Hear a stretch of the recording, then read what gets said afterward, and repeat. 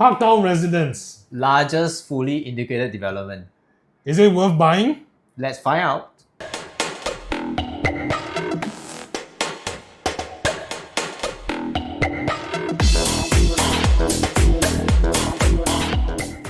Okay, let's talk about ParkTown Residence.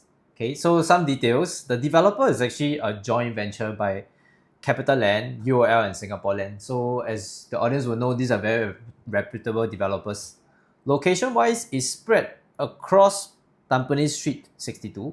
So there's both the east and west side. So here you are seeing 5 blocks on the west side and 7 blocks on the east side. Unique mix, as the title mentioned, largest fully integrated development. We have 1,193 units. But fret not, the land size is quite big as well. It's the largest fully integrated development at close to 51,000 square meters. Which includes a bus interchange and an MRT station, fully integrated with more than 100 retail spaces. Just to add to that point, the 51,000 square meters is just purely based on the residential side area. It's exclusive of all the bus interchange, which is right stacked below as the screen can tell us. Preview date this coming week on the 7th Feb, right? Booking date 2 weeks later, and expected TOP is end 2028. So we're looking at like maybe a holding period of just nice, like just over 3 years. Okay. Okay, right. so like with every episode, Clive, we are going to spin the wheel. We're going to do 2 profiles as much as possible in a very quick, fast format segment. And once we land on those profiles, based on those profiles, we will evaluate floor plans and tell the audience whether it's worth the hype. So with it also helps with us, coming up with the persona of the potential buyer. Okay, so how about let's go spin the wheel. Wow.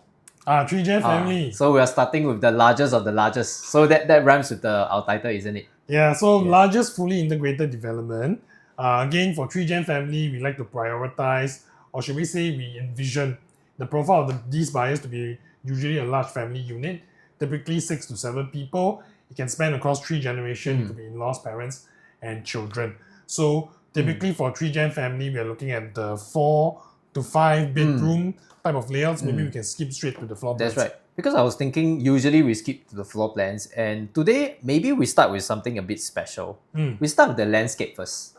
Yeah, because I feel that, as what Hector mentioned, with the 3Gen family, we need to have a space, right, that caters to 3 different generations. That means we need to have play area for the kids. We need to have, co-working spaces for the adults. We even need to have, rest areas or exercise areas for the elderly, right? So I will show everyone the landscape, right, on the screen. And you can see that the landscape, right, is designed such that there's actually spaces for all different types of generations, right? So you have like multiple pools, right? So you have a very big pool at the Park East, right? Then for the adults who want just a lap swim, they can do the lap swim at the Park West. So it's just like there's a space, right, that is exclusive, right, to the family alone. Not to mention there's also co-working space, right? So then deeper into the I show everybody some pictures about the kids play area. So sometimes with a 3Gen family, you want to organize parties for the kids' birthdays or kids' celebration. So this is just it. There's a kids' play area. So I think very important about buying into a property. I mean, floor plan aside, which is equally as important, is about coming back to a home that feels like you can do a lot of things in you won't want to leave the area. And that's the point of staying in the fully integrated development, because everything is literally right at your doorstep, right? So if you want to organize a kids party, you have the facilities there for you. You want to go down to the MRT station, it's there for you. You want to go to the bus station, it's there for you. Not to mention there's 100 stores managed by CapitaLand. So here we're not talking about some Kinchi Kurak, strata unit shopping mall. We're talking about CapitaLand managed shopping mall, which everyone else know about CapitaLand. They are the king of the malls. I think with ParkTown Residence, size does matter. So beyond the retail shops, the convenience of the bus interchange, the MRT, a little bit more about the landscaping case that we are really exposed to that full facilities for the condominium. So really, this large development split into east and west has a lot of greenery that's built into it. People living in the Tampines region will know that there are a lot of HDB BTO projects which have recently MOP and are about to MOP. And there's a green factor that's common across all the themes. You have your recent Tampines Green Gem, there's Green Deal, there are green ridges around the development. So along this part of Tampines Street 62, ParkTown Residences integrates very nicely into the nature theme, provides full condo facilities to residents. You have your tennis court, you have your multiple pools, and I think there were some images about the children's water playground So we'll show that is it very everyone close also. to co-working areas as well as multiple function rooms. So really catering to that large audience with the fact that there's more than 1,000 units over at this development. Yes, so lest the audience think that we only are singing praises of the development. So we aim to provide a more balanced view lah. So let's jump straight to the floor plans because to be honest, I was quite disappointed lah with the floor plans, especially for the larger units. Let me start with why. So right across the screen, right, we are seeing the 4-bedder, right, floor plans. And to be clear, this is the smallest 4-bedder, this is right? the smallest 4-bedder at 1,335, and if the audience wants to see the larger 4-bedder at 1,485, I just feel that the floor plans for 4-bedder is quite cookie cutter. I'm anticipating, I'm not anticipating things that are like out of the ordinary. I'm just thinking it's like when 4-bedder is for 3-gen family, I at least expect like more of a Jack and Jill or like a junior master type of layout on the other side of the living area. So as we have talked about it in previous episode, I think having that dissection of space between like a junior master and the main side of the house is quite important, especially if let's say the folks want to play mahjong during the later part of the day, then it doesn't like really interact with different sleeping hours or waking hours of the family. Yeah, I think we saw this at some units at the Alta as well, which is launching during the same preview period this weekend.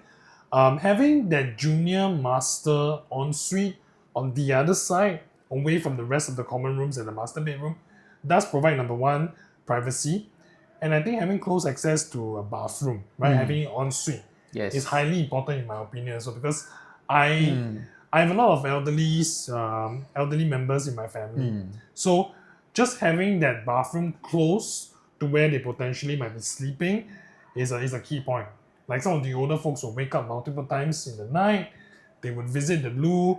So not having to walk across in the dark does reduce a bit of that danger of falling and tripping over something. So yes, it's a bit of a cookie cutter. Slight disappointment there. I would have to agree with Clive. I would rather have one of the junior master ensuite on the other end of the apartment. Then the difference between the 4-bedder and the 4-bed premium, right, is just that it's also not very big significance. The junior master, they call it, there's also that junior master room over there. But the layout pretty similar. You have the living area, maybe a slightly wider living area and a dining area. Yeah. So the thing is that of course this is not like a very damaging feature. Yeah. Right. So I think the developer sort of is looking at trying to not shake the boat a bit too much lah. But I have to give props to the developer. I think they've come with a very traditional but very safe shape in terms of the layout. You don't have any odd corners, so any renovation work, any additional features and fixtures are highly welcome and easily done up. But also the sizes of the common room. We don't have the exact measurements at this moment till the show flat's ready, but we do see that the common rooms can easily incorporate a queen size bed. So we're talking about multiple common rooms that can do queen size bed, master bedroom, no doubt a queen or a king, and it all comes with the wardrobe. So there's significant space utilization. I do think the floor plan is quite big, quite substantial for either the 4-bed or the 4-bed premium unit. I actually got an idea, right, for a 3-gen family. If they want to maximize the living area of the place, right, they can actually shift the dining into the balcony. So you open up the living area to include that space, right, for the kids, to play as well. So that space, right, will feel a bit more spacious. You have that very nice rectangular space that extends from the living area. Yeah. Okay. So that's how I would envision like a potential 3-gen family will utilize the space. I But think of that's a course, good point. let's talk about the elephant in the room, the 5-bedder. Your favorite. Right. So my favorite is always the 5-bedder, not because I have all the money in the world, but because this is the largest fully integrated development. So this is the largest unit in the largest fully integrated development. So you're really sitting in the largest space in the whole development. So in a sense, I feel that the space, okay, nothing much to complain, is really big, right? But I just feel it lacks that private lift access. So why episode after episode, maybe some of the audiences, you all see me harping on the private lift, because these days living in a condo, there's exclusivity. Yeah. 1,193 units get to enjoy the space. I think the exclusivity is even more important when there's so many neighbors. Yeah, exactly. So on every floor, we're talking about like maybe 6 to 8 neighbors. So because you're staying in the biggest unit in the whole development, you want to have at least a private access to your space.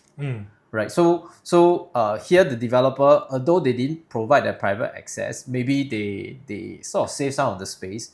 But I felt that at 1,679 square foot, right? The other elephant in the room is, what is the pricing gonna be? Yeah. So not to dive so deep into the numbers at this stage, but roughly speaking, we are expecting, or we hear a lot of numbers on the ground. We're expecting ParkTown Residence to launch probably at an average of about 2,300 PSF. So if we use simple numbers and simple calculation, a unit of this size at the 5-bedder at 1,679 square feet, launching at an average of $2,300 per square foot, that gives us roughly about 3.8 million for the unit. We're looking at 3.8 million, right? Averagely for a 5-bedder premium unit. So then the question is, for a 5-bed unit, big size family, 3-gen, is 3.8 million expensive? Wow. So this is a very strong question, because we have seen new launches for 5-bedders, right? Especially last year at Emerald Katong, also a 5-bedder, but it's slightly smaller at 1,475 square foot. It comes with a private lift, also transacting slightly lower than 3.8 million. So I felt that perhaps the developer could have learned a bit about that sale project at Emerald Katong, and perhaps priced it a bit friendlier in the sense that with 1,475 square foot, they could have priced at 2,300 PSF. It could be a $3.4 million product. Yeah. So in that sense, I just feel that it's maybe a bit 400K, a bit too high. Yeah. So maybe 3.8 million can get you into a better location for your family, but of course at a considerably smaller space. So just to wrap things up on the 3-gen family, I think size-wise, I myself am one individual that enjoy a spacious unit. I think most people would argue that having more space is beneficial. It just leads to a higher quality of living, and of course you can get to factor in more furniture, more spaces for your lifestyle. But I think at 3.8 million, yes, I do agree the quantum is a little bit high for Tampines, considering that we are comparing it to like Emerald of Katong, which is an RCR project. So for Tampines, for 3.8 million, it could be a very difficult price point in terms of entry, but it comes with a much larger space. So I think that's where the balance comes in. Hopefully, to each his own. Hopefully the developers give us a bit of chance, launch it at maybe 2001. Then I think the price point comes down quite significantly, and could be a more palatable entry price for the 5-bed unit. But now said about the 3-gen family, I think the units there are good. They are spacious enough. Could be a little bit better in terms of the layout for the junior ensuite to be on the other side of the apartment. But maybe perhaps we can move on to the next profile. Sure. Right. Okay. Right. So I'm hoping we get the HDB upgrader. Let's try it. Okay. Wow. Oh, we We really are got getting the HDB. HDB upgrader. We So actually got the like, HDB upgrader. I think for Hector, you are on the right zodiac sign this year. Maybe. Whatever you say is coming true. Yeah, Right. I did get a bit of feng shui red. So Yeah, time those to buy born some the year of the Toto. rabbit is Right. not too bad. Okay, a bit about the HDB upgrader. I think we're looking at folks who have traditionally gone the BTO route or sales of balance, who are now looking to enter into the private property scene. So typically for units like this, we're looking at perhaps a two-bed study, or even a 3-bedroom for couples with maybe their first child. HDB upgraders is a very, very interesting group, especially in the Tampines region, because this part of Tampines is a place that is high growth in terms of transformation story, in terms of having that greenery build out, and there are a lot of BTO projects. Many BTO projects did MOP in 2023 and 2024 for Tampines, and we're expecting a lot more come 2028 and 2030. So there's a huge market of HDB upgraders looking to resettle back into Tampines, but in a private property. So enough said about the HDB upgraders. If you're looking at floor plans, let's take a look at maybe the 2-bed and the 3-bed units. Sure, right. So let's take a look at floor plans wise, right, for HDB upgrader. I guess like HDB upgraders, like the lowest hanging fruit would be a 2-bed premium, right? So the 2-bed premium, this size, right? It's I don't see much wasted space. Quite no need for further explanation for our audience who is quite familiar with floor plans. Then the 3-bedder comes with again is very rightly sized, right? Can't complain much other than the fact that maybe there could be a separation of one room on the other side, right? But I think the more important question that we want to broach here is not just about the floor plan, but two questions, right? But about first thing is the pricing, right, of the 2,300 PSF, right? A fair price.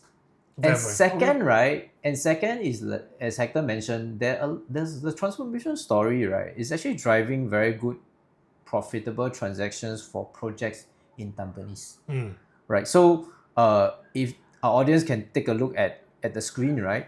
So we are picturing a project that TOP in 2023 is called Treasure at Tampines, right? So, so bear in mind that this project is not near MRT, is not near bus interchange. It's closer to the PIE entrance, just behind Tampines Round Market, for those familiar in the area. But the reason why we use Treasure at Tampines as a good comparison is because Treasure at Tampines is, number one, a very recent project at TOP in 2023. Number two, its size is comparable to ParkTown Residence. Treasure at Tampines has more than 2,000 units. For those who have been into the development, there are really a lot of swimming pools, as far as I remember. The land size is perhaps, I would say, maybe 20% larger than ParkTown. But the number of units at Treasure is double that of ParkTown. So in terms of the size per unit, right, it's actually larger for ParkTown. And why we always emphasize on projects with a good decent number of units is because transaction volumes do play a very big factor in terms of pushing prices up. So the higher the transaction volume, the more likely that prices will appreciate, and that leads to better growth for your unit and your property at that development. So you can see from the screen, right, there's easily like more than 10 transactions in December, right, recording very healthy profits. So we're seeing like even a 1,238 square foot size unit transacting at a gross profit of over $500,000. Analyzed profit very, very, very, very impressive, 7.9%. So what we're seeing is that, for a lot of buyers, sometimes they're wondering like, hey, like is buying to Tampines safe or not? Is it a very ulu area? Like for those who have been staying in Tampines all their life, of course they know it's not, because with a lot of amenities like the One Tampines Hub, some of you have been there.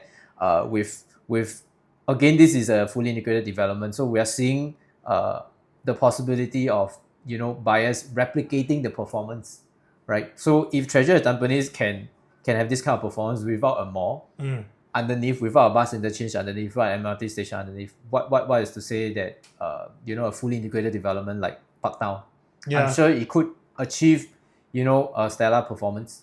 So to provide a basis of comparison, when we look at Treasure at Tampines, transaction volume is very good. It's very, very healthy month on month.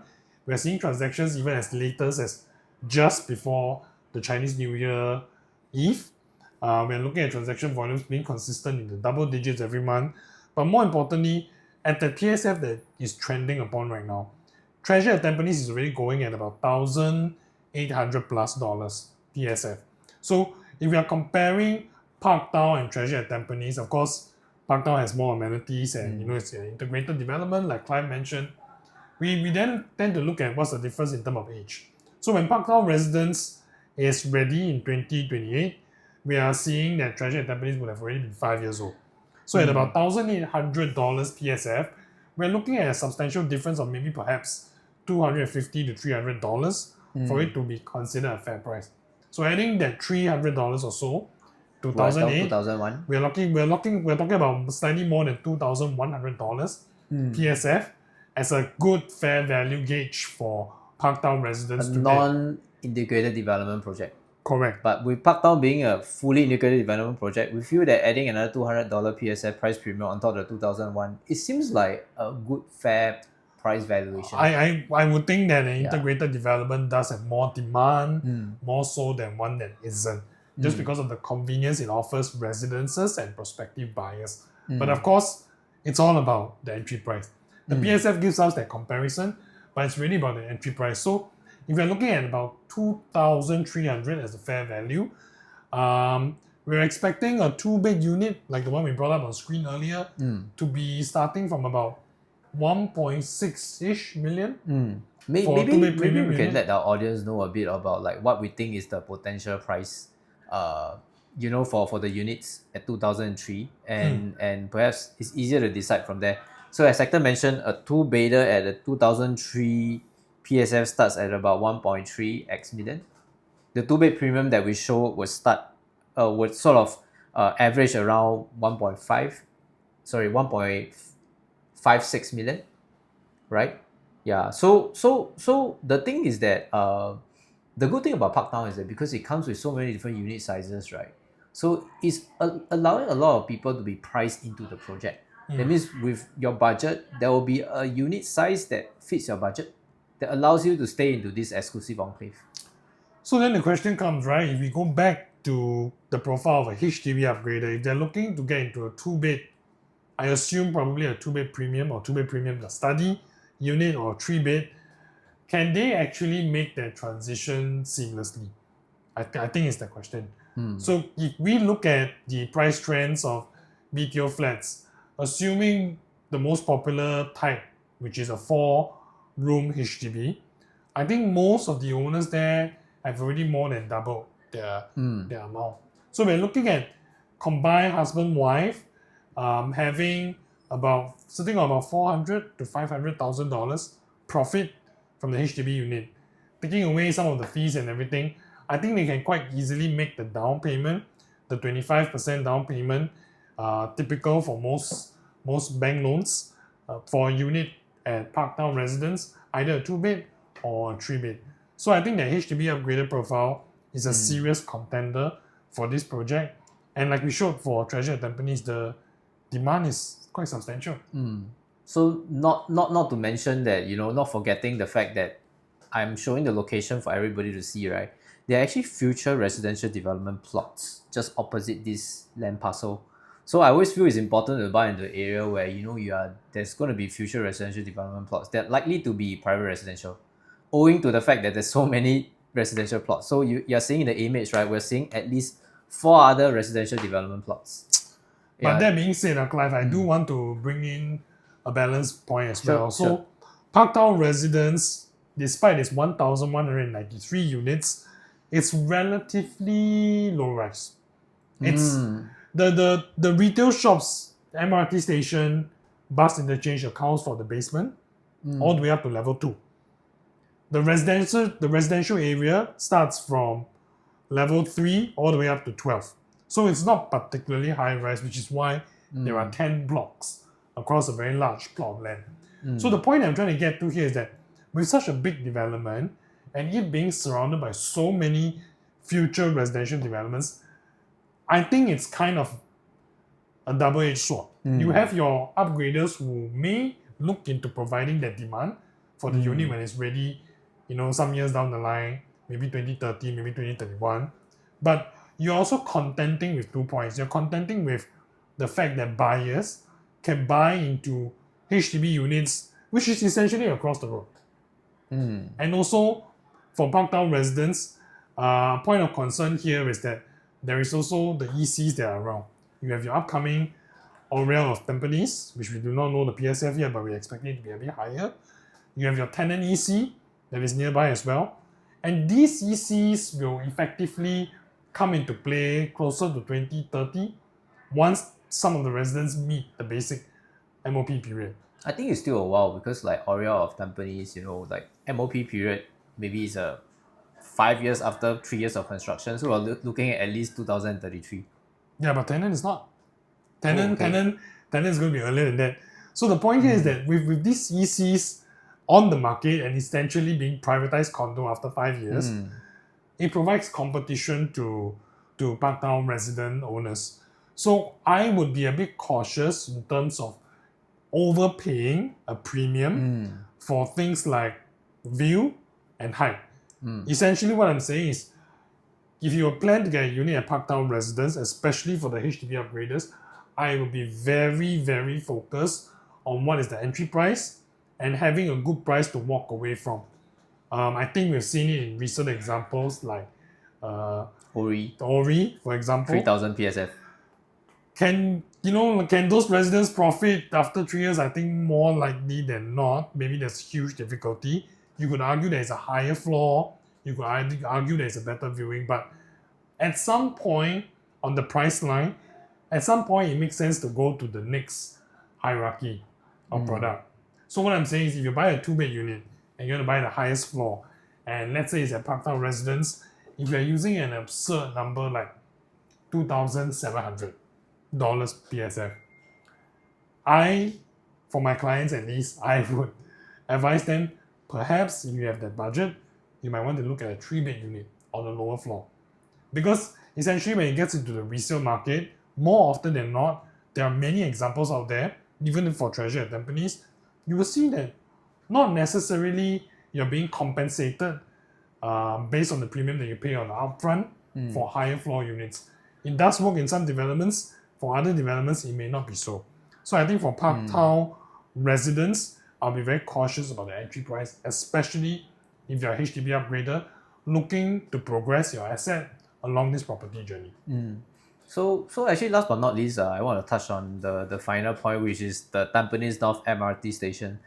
I understand not everybody, or in fact the large majority of the audience, might not be so sure of where this place is and how connected the MRT is. I did a brief research of the Tampines North MRT station, and so in the video we'll pull up the screen of the MRT station. It actually connects well to Pasir Ris, also another integrated development hub, right? Then is rumored to be connected to the upcoming Changi Terminal 5. So if you see the current announced CRL stations, there are 21 stations, but they only announced 18 stations. So CR1 is not announced, it's rumored to be Changi Terminal 5. Don't quote me on it. It's like it has not been announced, but it's likely to be so. So you're talking about an MRT that would potentially connect to the airport. Yeah. In just a matter of few stops. So like I'm just throwing out the idea that, like if you're going on holiday, right? As a HDB upgrader, you are likely to, travel Your with kids and so Bangkok on. trips, your trips to Vietnam over the weekend. Easily we're talking about MRT stop to the airport. No more taking Grab from your place to the airport. So I just feel that in terms of connectivity wise, just being on the right station to the right airport, it matters a lot. Then Tampines North MRT also connects down to Serangoon North, Hougang, another integrated development hub. So I feel that there's no shortage of place to go lah. So even for people who sort of like grew sick of the place, you don't want to go to a different mall, so we just hop on to the MRT. I'm even thinking it could save, like funds allocated for driving and so on. I think just to quickly wrap up the topic itself as well, I think for ParkTown residents, it's definitely a project that's worth looking at. I'll be very cautious on the entry price for the type of units, depending on your profile. I'll be bringing clients over to ParkTown as well as the Alta over the weekend. And one of the key things I would urge viewers to do is really just to reach out, right? Reach out, Yes. find out more about the project. It's really worth a look because if you're looking at the year of 2025, if you're still waiting to buy a property in the new launch market, there aren't many choices left in 2025. ParkTown will probably be The the last one, integrated only one for a long time development, to come. fully integrated development. Yeah. So definitely For worth a this year. look. Definitely worth a look. And anything else, Clive? You Yeah, want to wrap that's up? all. So so as Hector mentioned, happy to show the place. If you are feeling lucky this year, or you want to rub off some luck off our friend Hector or myself, feel free to hit us up. We'll show you the place. And no obligations as usual, right? So if not, then I'll see everybody in our next episode. All right, bye for Happy now. Chinese New Year. Bye bye. Happy Chinese New Year. Bye.